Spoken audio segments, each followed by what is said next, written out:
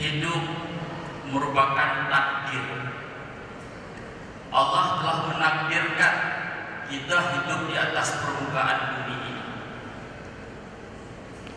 Oleh karena itu, kita selaku hamba-Nya yang selalu beriman kepada Allah haruslah menerima segala apa yang telah Allah takdirkan kepada kita.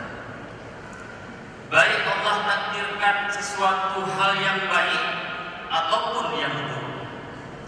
Karena apabila kita tidak menerimanya, berarti kita telah kehilangan satu rukun iman yang keenam, yakni percaya kepada qada dan qadar. Harus kita terima apa yang telah Allah berikan. Harus kita terima apa yang telah Allah titipkan kepada kita. Tidak boleh sedikit pun kita mengeluh. Tidak boleh sedikit pun kita putus asa. Kita telah mengimani bahwa Allah sebagai Tuhan kita, Rasulullah Muhammad SAW sebagai utusannya, para malaikat kita imani, kitab Allah kita imani, hari kiamat kita imani, dan yang keenam, qada dan qadar pun wajib kita imani. Selama ini termasuk mungkin yang ngomong, kalau Allah berikan sesuatu yang baik yang dapat membahagiakan, menyenangkan kita, maka kita ridho, senang kepada Allah, tak pernah lupa beribadah kepada Allah, selalu berbanyak zikir, lalu banyak mengingat Allah, karena Allah memberi yang senang, yang bahagia. Tapi na'udzubillah, ketika Allah memberi kita kesusahan, ketika Allah memberi kita kemiskinan, ataupun ketika Allah tidak menyenangkan kita lagi, kita telah lupa kepada Allah. Bahkan na'udzubillah ada yang menganggap mana ada Tuhan seperti ini. Na'udzubillah min dzalik. Mudah-mudahan kita dalam jamaah ini tidak seperti ini. Allah berfirman dalam hadis qudsi yang diriwayatkan oleh Imam At-Tabrani.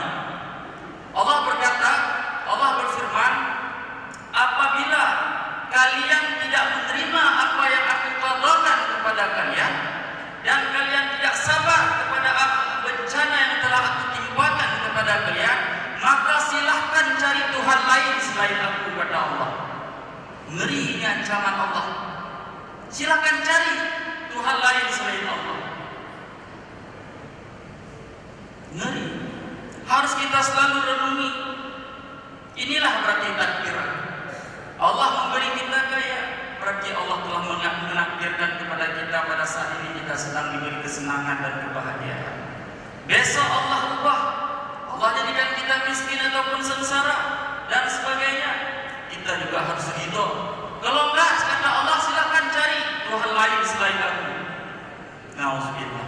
Mudah-mudahan kita yang berada di sini semakin banyak kita berzikir, semakin banyak kita mengingat Allah, semakin banyak kita beribadah kepada Allah, semakin terasa bahwa semuanya yang Allah berikan itu kita ridho.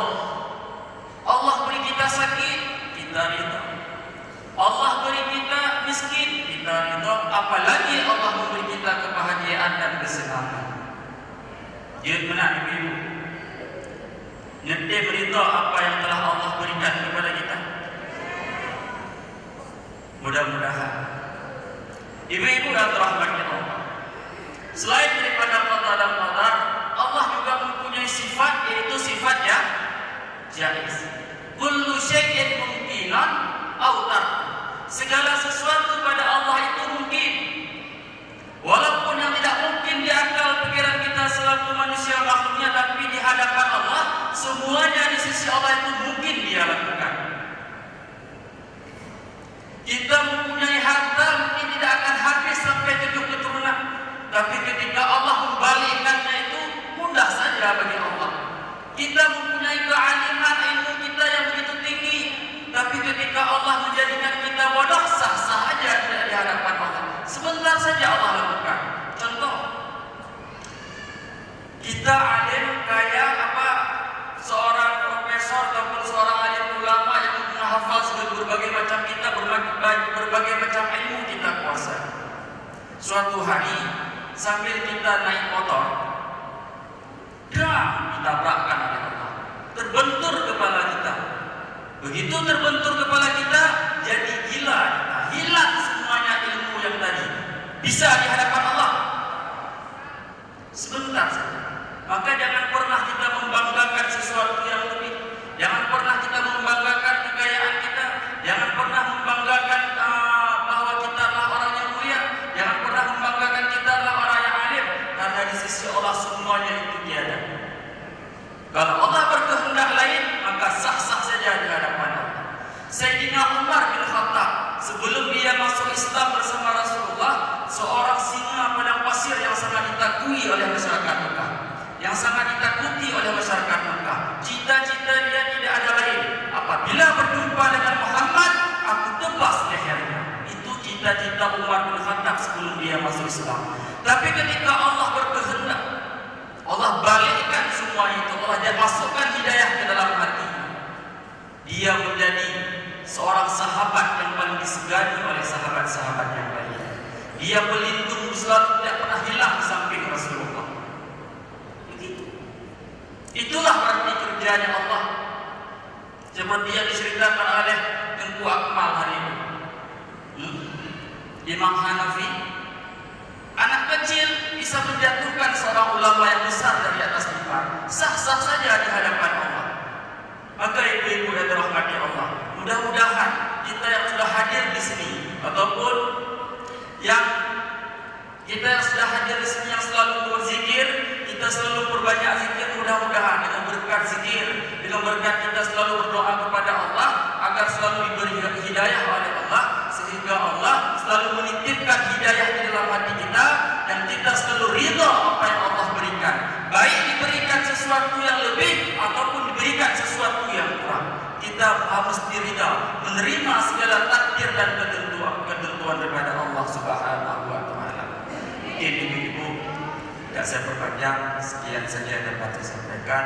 Walaupun sedikit, mudah-mudahan bisa bermanfaat khususnya bagi saya pribadi serta kepada ibu-ibu yang dirahmati Allah, bapak-bapak sekalian, abang-abang, kakak-kakak saya serta seluruh pendengar radio Baitur Rahman yang dirahmati Allah. Ini saja dapat saya sampaikan. Yang benar itu adalah milik Allah, milik Rasulullah dan milik boleh, serta yang salah itu adalah kekurangan daripada saya sendiri. Akhirul kalam aqulu qouli hadzal kalam ya billahi taufiq wal hidayah. Assalamualaikum warahmatullahi wabarakatuh.